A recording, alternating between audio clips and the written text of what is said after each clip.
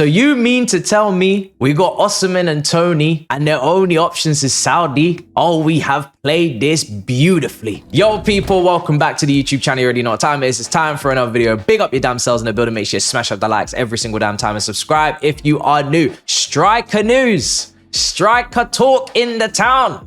It's what people are tweeting about. It's what people are, typing about. And I'm ready to give my opinion on the whole saga, the whole drama as we come closer to the deadline day, the definitive day. But not for me.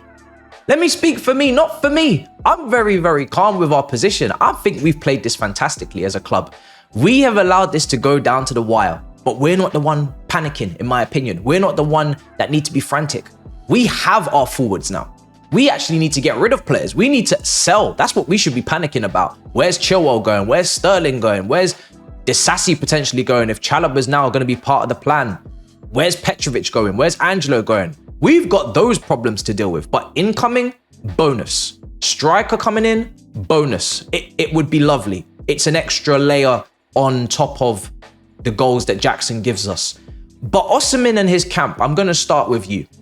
There's briefings, there's back and forth, there's Fabrizio, there's Damasio, there's Awuzie, there's Awazi. You need to understand, if you as a camp respect your striker and you want people to respect your striker, you've named his accolades, leading Napoli to the Scudetto, best player in Africa, all of these things. Great career so far. But for me, what I don't get from this camp is they don't sound like they feel they have more to prove. They feel like they are the bee's knees, the creme de la creme. Maybe because the striker market is not as good as it once was. But let me humble you. You're not Suarez at his peak. You're not Aguero at his peak. You're not Lewandowski. You're not even Harry Kane, in my opinion, at his peak in regards to the finishing. You're not these level of striker. You still have to show that, in my opinion, in terms of your all-round game, in terms of your goal rate.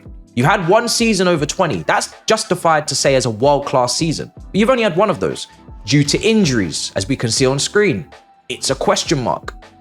It's an issue. But like I said, you're sitting in the category just below. Not many clubs have come in. When Napoli thought they were going to get a certain figure, a certain fee, nobody came in. Humbler crumbler. That's why I always said I was never comfortable with that release clause that was agreed for Osimhen and Napoli's, that contract, because I never thought he was worth that. And I said that at the start of this year on this channel. So, very consistent on this topic. Never felt Osimhen was worth that. Not thinking that Osimhen's worth the wages that he's trying to demand. He's been overpaid at Napoli because he is the guy for them. He has won the Scudetto for them. Congratulations. Unbelievable achievement. But to come to Chelsea, to come to the Premier League, it's still a challenge for you. You still have to prove that you can deliver for a top team with that pressure of the number 9. Like I said, I actually think the player, not my personal preference, of course, you know this, I've said this, but I actually like the attributes he excels in. The pressing, the aerial ability, the ability to stretch teams. Very much the depth with the Osimhen, the wide with the wingbacks, as Pep would say if he was with us in that Champions League, run. I think Osimhen brings attributes that can definitely help the team. He can definitely be a success here, but I don't think it's guaranteed. I don't think he's a bona fide success. When Suarez went to Barcelona, everybody knew he'd bang. When Kane goes to Bayern, everybody knows he's going to score goals. Might not win trophies, but he's going to score goals. When Lewandowski goes to Barcelona, he's coming towards the tail end of his career, but the guy done what he did.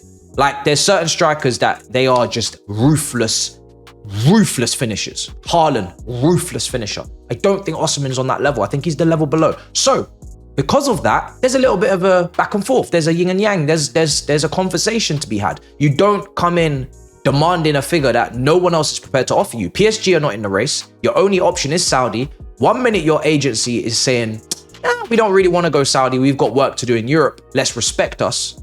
Let's respect Osimhen because we're not going to be part of a deal to bring Lukaku in, the new fancy toy. We need to be respected. But at the same time, now there's briefings to Damasio today saying, we're open to Saudi. You're not open to Saudi.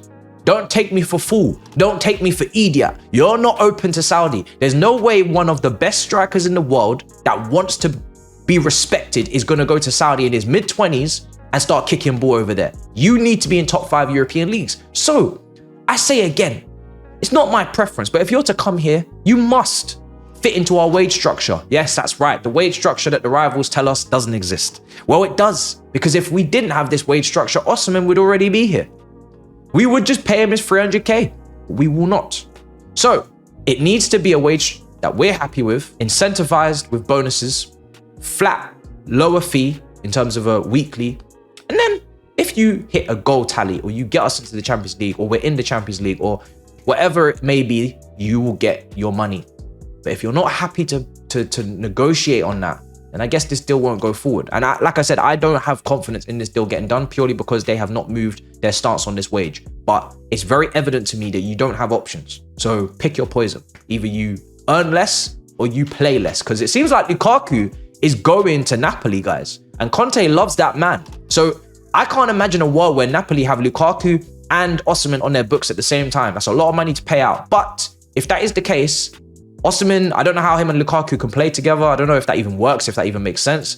But, you know, if you really don't want to stay at Napoli, the clock is ticking, you know. So now Chelsea Sky came out and said that Toney's also of interest to us. Now, I was waiting for other journalists to come out yesterday and back this up, because he is older at 28 than Chelsea's usual transfer target. Even Osimhen is, of course, below the age of 25. So when you're going for a striker like Toney, you take it with a pinch of salt that this is not the norm for us, and it's not what our policy is meant to be about. But I like Toney as a profile. I would prefer Toney to Osimhen profile-wise. Also, like I said, with Osimhen's injuries, issues, those don't exist for Toney. Those injury issues and concerns are just not there.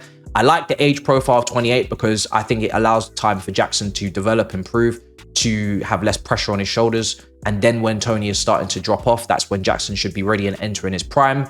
But also, I like Toney's overall game. I like his skill set. I like the fact that his touch for me is more secure than Osimhen's and more closer to Jackson's in regards to linking up the play, in regards to, you know, taking those very quick, powerful passes that we did play into Jackson against Wolves. I think Toney's better at, you know, hoovering up those passes. He's still a good finisher. He's not as good as Osimhen aerially. He's definitely not as much of a presser as Osimhen. Osimhen's outstanding traits are outstanding, like they're elite. You know, his pressing, his aerial. But I think Toney is better, well-rounded, and he's a safer option. He's given me less PTSD, because Osimhen could be brilliant, but he could also bust. Whereas Toney, I feel like, of course he could still bust, but there's just less of a chance because he's already in the league, because he's, you know, he is older as well. His confidence is beaming, you know, from him. He's absolutely overconfident for sure, in a good way, but he believes in his talent, believes in his ability, and he's got something to prove. And I think he knows, whereas Osimhen's camp,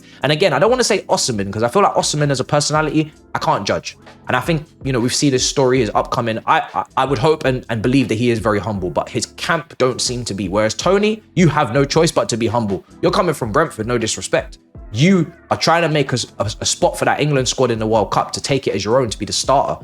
You need to come to a club like Chelsea and prove that you can lead a line to the Champions League places, win trophies, etc. So it makes sense in terms of where you're at, where we're at, and nobody likes him, nobody likes us. It makes sense, you know, Ivan Toney, it makes sense. So that's my preference. He's cheaper. 50 million asking price from Brentford for me is way over the top. We shouldn't even be paying more than 40. I would even look closer to 35, because with maybe add-ons and maybe bonuses based on whatever we want, because of course he's just come from the betting ban to give ourselves a bit of security. But when you've got 1 year left at Brentford, don't go anywhere, or don't get any money. Do you know what I mean? Brentford is up to you. You also don't have many clubs coming in. Saudi's the only option, 400k a week. Tough to turn down. But again, Toney, if you want to be in that England World Cup squad, Chelsea is the team to be at, in my opinion. So listen, we have played this striker situation perfectly. We don't necessarily have to sign anybody. If we do get one of them, it's on our terms. Fee-wise with Napoli, now that they've shown their hand with 65 million euros, and the wage. And Toney, not 50 million in my opinion, but again, should fit the wage structure. Can't lose. But the only way we can lose is Calvert-Lewin. Don't you dare. I would rather leave with nothing.